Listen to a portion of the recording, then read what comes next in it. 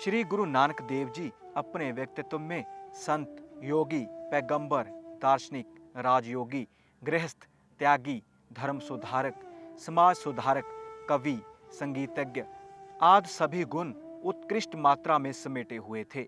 पंजाब के तलवंडी नामक स्थान में 15 अप्रैल 1469 को एक किसान के घर गुरु नानक देव जी का जन्म हुआ।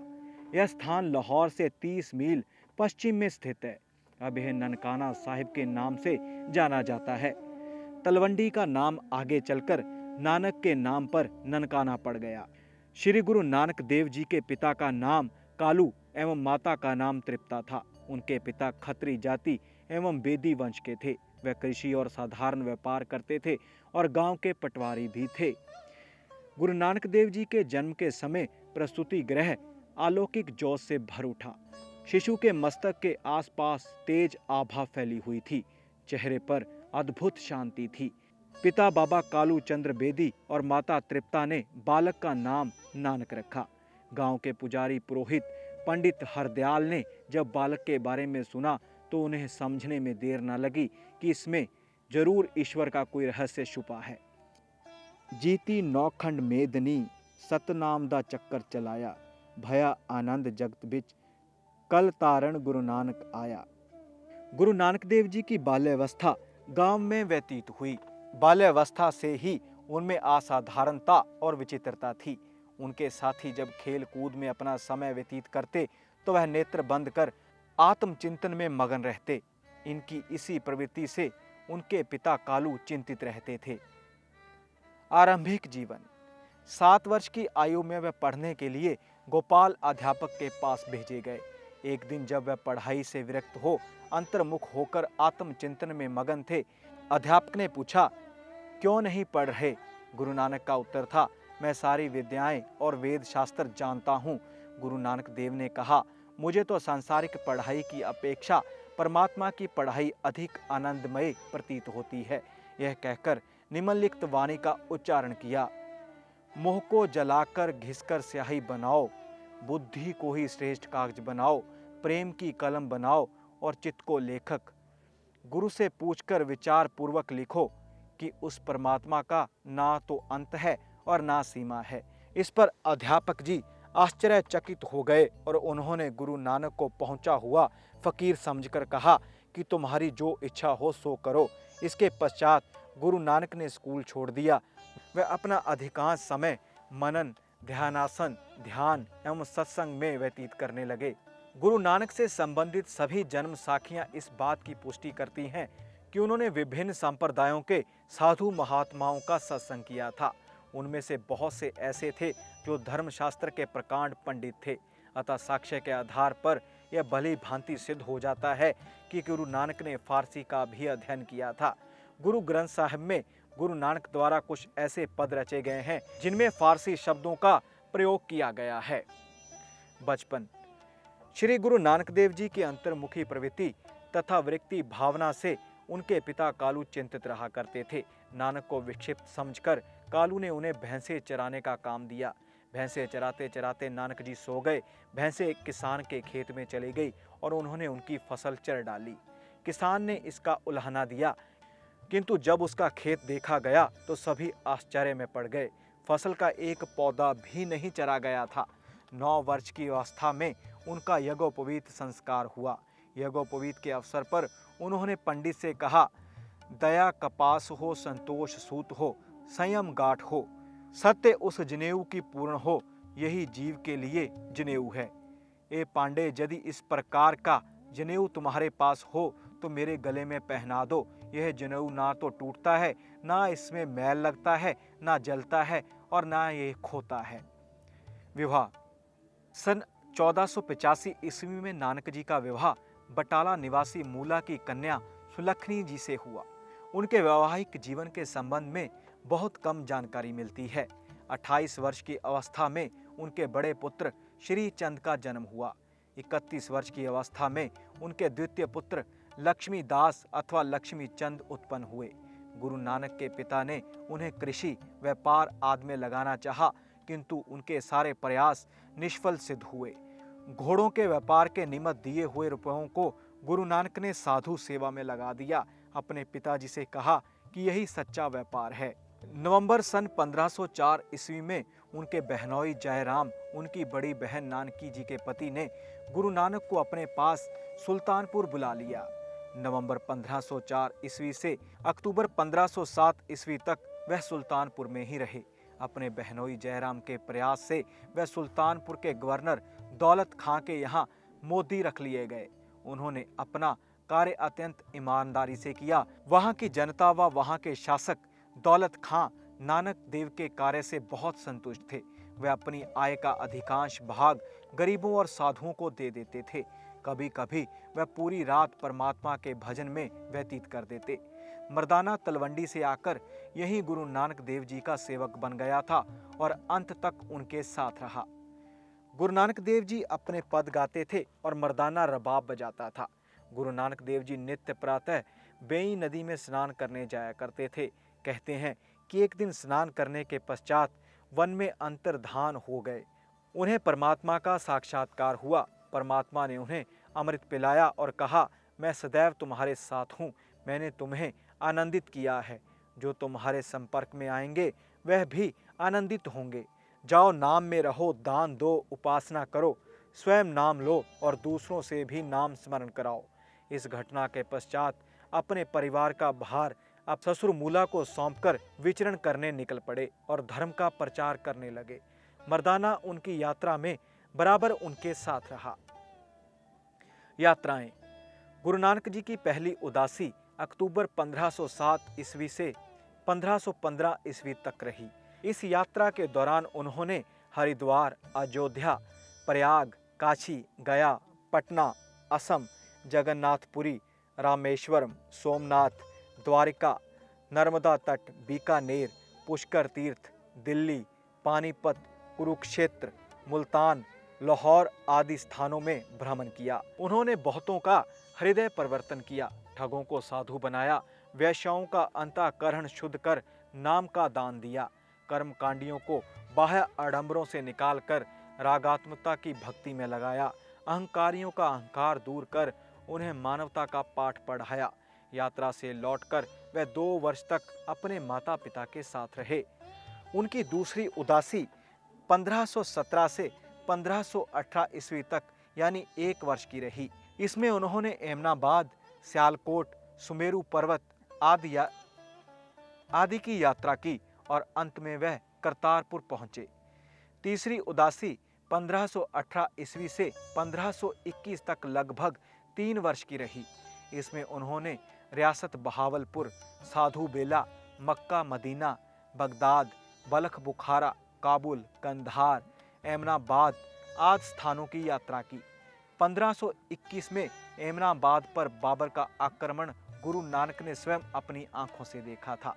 अपनी यात्राओं को समाप्त कर वह करतारपुर में बस गए और 1521 से 1539 ईस्वी तक यहीं रहे। व्यक्तित्व। गुरु नानक देव जी का व्यक्तित्व असाधारण था। उनमें पैगंबर, दार्शनिक, राजयोगी, त्यागी, समाज सुधारक, धर्म सुधारक, कवि, देशभक्त, विश्व बंधु सभी गुण उत्कृष्ट मात्रा में विद्यमान थे। उनमें विचार शक्ति और क्रिया शक्ति का अपूर्व सामंजस्य था। उन्होंने पूरे देश की यात्रा की। लोगों पर उनके विचारों का असाधारण प्रभाव पड़ा। उनकी रचना जपजी का सिखों के लिए वही महत्व है जो हिंदुओं के लिए गीता का। रचनाएं और शिक्षाएं। श्री गुरु ग्रंथ साहिब में उनकी रचनाएं महल्ला 1 के नाम से संकलित हैं। गुरु नानक जी की शिक्षा का मूल निचोड़ यही है कि परमात्मा एक, अनंत, सर्वशक्तिमान, सत्यकर्ता, निर्भय, निर्वैर, अयोनि, स्वयंभू है। वह सर्वत्र व्याप्त है। मूर्ति पूजा आदि निरर्थक है। बाह्य साधनों से उसे प्राप्त नहीं किया जा सकता। आंतरिक साधना ही उसकी प्राप्ति का एकमात्र उपाय है। गुरु कृपा, परमात्मा कृपा एवं शुभ कर्मों का आचरण इस साधना के अंग हैं। नाम स्मरण उसका सर्वोपरि तत्व है और नाम गुरु के द्वारा ही प्राप्त होता है। गुरु साहब की वाणी भक्ति, ज्ञान और वैराग्य से ओतप्रोत है। उनकी वाणी में यत्र तत्र तत्कालीन राजनीतिक, धार्मिक एवं सामाजिक स्थिति की मनोहर झांकी मिलती है, जिसमें उनकी असाधारण देशभक्ति और राष्ट्र प्रेम परिलक्षित होता है। उन्होंने हिंदुओं मुसलमानों दोनों की प्रचलित रूढ़ियों का खंडन किया और उन्हें सच्चे हिंदू अथवा सच्चे मुसलमान बनने की विधि बताई। संत साहित्य में गुरु नानक देव जी एक ऐसे व्यक्ति हैं जिन्होंने स्त्रियों की निंदा नहीं की, अपितु उनकी महत्ता स्वीकार की है। गुरु नानक देव जी ने अपने अनुयायियों को जीवन की 10 शिक्षाएं दी। ईश्वर एक है, सदैव एक ही ईश्वर की उपासना करें। ईश्वर सब जगह और प्राणी मात्र में मौजूद है। ईश्वर की भक्ति करने वालों को किसी का भय नहीं रहता। ईमानदारी से और मेहनत करके उदर पूर्ति करनी चाहिए। बुरा कार्य करने के बारे में ना सोचें और ना किसी को सताएं। सदैव प्रसन्न रहना चाहिए। ईश्वर से सदा अपने लिए क्षमा याचना मांगनी चाहिए। ईश्वर से सदा अपने लिए क्षमा मांगनी चाहिए। मेहनत और ईमानदारी की कमाई में से जरूरतमंदों को भी कुछ देना चाहिए। सभी स्त्री और पुरुष बराबर हैं। 10 भोजन शरीर को जिंदा रखने के लिए जरूरी हैं, पर लोभ लालच व संग्रह वृत्ति बुरी है। भक्त कवि गुरु नानक देव जी। पंजाब में मुसलमान बहुत दिनों से बसे थे, जिससे वहां उनके कट्टर एकेश्वरवाद का संस्कार धीरे धीरे प्रबल हो रहा था। लोग बहुत से देवी देवताओं की उपासना की अपेक्षा एक ईश्वर की उपासना को महत्व और सभ्यता का चिन्ह समझने लगे थे। शास्त्रों के पठन पाठन का क्रम मुसलमानों के प्रभाव से प्राय उठ गया था, जिससे धर्म और उपासना के गूढ़ तत्व को समझने की शक्ति नहीं रह गई थी। अतः यहाँ बहुत से लोग जबरदस्ती मुसलमान बनाए जाते थे। ऐसी दशा में कबीर द्वारा प्रवर्तित निर्गुण संत मत का एक बड़ा भारी सहारा समझ पड़ा। निर्गुण उपासना। गुरु नानक देव जी आरंभ से ही भक्त थे। उनके ऐसे मत की ओर आकर्षित होना स्वाभाविक था, जिसकी उपासना का स्वरूप हिंदुओं और मुसलमानों दोनों को समान रूप से ग्राह्य हो। उन्होंने घर बार छोड़ बहुत दूर दूर के देशों में भ्रमण किया, जिससे उपासना का सामान्य स्वरूप स्थिर करने में उनकी बड़ी सहायता मिली। अंत में कबीरदास की निर्गुण उपासना का प्रचार उन्होंने पंजाब में आरंभ किया और वह सिख संप्रदाय के आदि गुरु हुए। कबीरदास के समान वे भी विशेष पढ़े लिखे ना थे। भक्ति भाव से पूर्ण होकर जो भजन वह गाया करते थे, उनका संग्रह ग्रंथ साहिब में किया गया। यह भजन कुछ तो पंजाबी भाषा में है और कुछ देश की सामान्य काव्य भाषा हिंदी में है। यह हिंदी कहीं तो देश की काव्य भाषा या ब्रज भाषा है, कहीं खड़ी बोली जिसमें इधर उधर पंजाबी के रूप भी आ गए हैं, जैसे चल्या रहया। भक्त या विनय के सीधे साधे भाव सीधी साधी भाषा में कहे गए हैं। कबीर के समान अशिक्षितों पर प्रभाव डालने के लिए टेढ़े मेढ़े रूपों में नहीं। इससे इनकी प्रवृत्ति की सरलता और अहंकार और अहम भाव शून्यता का परिचय मिलता है। संसार की अनेकता, भगवत भक्ति और संत स्वभाव के संबंध में उन्होंने कहा है, इस दमदा मैनू किबे भरोसा, आया आया ना आया ना आया। यह संसार रैन दा सुपना, कहीं देखा कहीं नहीं दिखाया। सोच विचार करे मत मन में, जिसने ढूंढा उसने पाया। नानक भक्तन दे पद पर से, निस दिन राम चरण चितलाया। जो नर दुख में दुख नहीं माने, सुख स्नेह और बही नहीं जाके। कंचन माटी जाने, नहीं निंदा नहीं स्तुति जाके। लो मोह अभिमाना, हरच सोखते रहे न्यारो। ना ही मान अपमाना, आशा मनसा सकल त्याग के। जगते रहे निराश, काम क्रोध जह पर से नाही। ना तेही घट ब्रह्म निवासा। गुरु कृपा जेही नर पे किन्ही, तेना जुक्त पेशानी। नानक लीन भयो गोबिंसो, जो पानी संग पानी। प्रकृति चित्रण। गुरु नानक देव जी की कविता में कहीं कहीं प्रकृति का बड़ा सुंदर चित्रण मिलता है। तखारी राग के 12 माह में प्रत्येक मास का हृदयग्राही वर्णन है। चित्र में सारा वन प्रफुल्लित हो जाता है। पुष्पों पर भ्रमरों का गूंजन बड़ा ही सुहावना लगता है। वैशाख में शाखाएं अनेक वेश धारण करती हैं। इसी प्रकार ज्येष्ठ आषाढ़ की तपती धरती, सावन भादों की रिमझिम, दादर मोर कोयलों की पुकारें, दामनी की चमक, सर्पों एवं मच्छरों के दर्शन आदि रोचक वर्णन है। प्रत्येक ऋतु की विशेषताओं की ओर संकेत किया गया है। पंजा साहिब। सिख तीर्थ पेशावर जाने वाले मार्ग पर तक्षशिला से एक स्टेशन आगे तथा हसन अब्दाल से 2 मील दक्षिण में पंजा साहिब स्थान स्थित है। राग और रस। गुरु नानक जी की बानी में शांत एवं श्रृंगार रस की प्रधानता है। इन दोनों रसों के अतिरिक्त करुण, भयानक, वीर, रौद्र, अद्भुत, हास्य और विभत्स रस भी मिलते हैं। उनकी कविता में वैसे तो सभी प्रसिद्ध अलंकार मिल जाते हैं, किंतु उपमा और रूपक अलंकारों की प्रधानता है। कहीं कहीं अन्योक्तियां बड़ी सुंदर बन पड़ी हैं। गुरु नानक ने अपनी रचना में निम्नलिखित 19 रागों के प्रयोग किए हैं। सिरी, माझ, गौड़ी, आसा, गुजरी, बड़हंस, सोरठ, धनासरी, तिलंग, सही, बिलावल, रामकली, मारू, तुखारी, भरेऊ, वसंत, सारंग, मला, प्रभाती। भाषा की दृष्टि से गुरु नानक देव जी की वाणी में फारसी, मुल्तानी, पंजाबी, सिंधी, ब्रजभाषा, खड़ी बोली आदि के प्रयोग हुए हैं। संस्कृत, अरबी और फारसी के अनेक शब्द ग्रहण किए गए हैं। 1521 तक इन्होंने 3 यात्रा चक्र पूरे किए, जिनमें भारत, फारस और अरब के मुख्य स्थानों का भ्रमण किया। मृत्यु ब्रह्मलीन। गुरु नानक देव जी सन 1539 ईस्वी में गुरु गद्दी का भार गुरु अंगद देव जी बाबा लहना जी को सौंपकर स्वयं करतारपुर में ज्योति में लीन हो गए। गुरु नानक आंतरिक साधना को सर्वव्यापी परमात्मा की प्राप्ति का एकमात्र साधन मानते थे। वह रूढ़ियों के कट्टर विरोधी थे।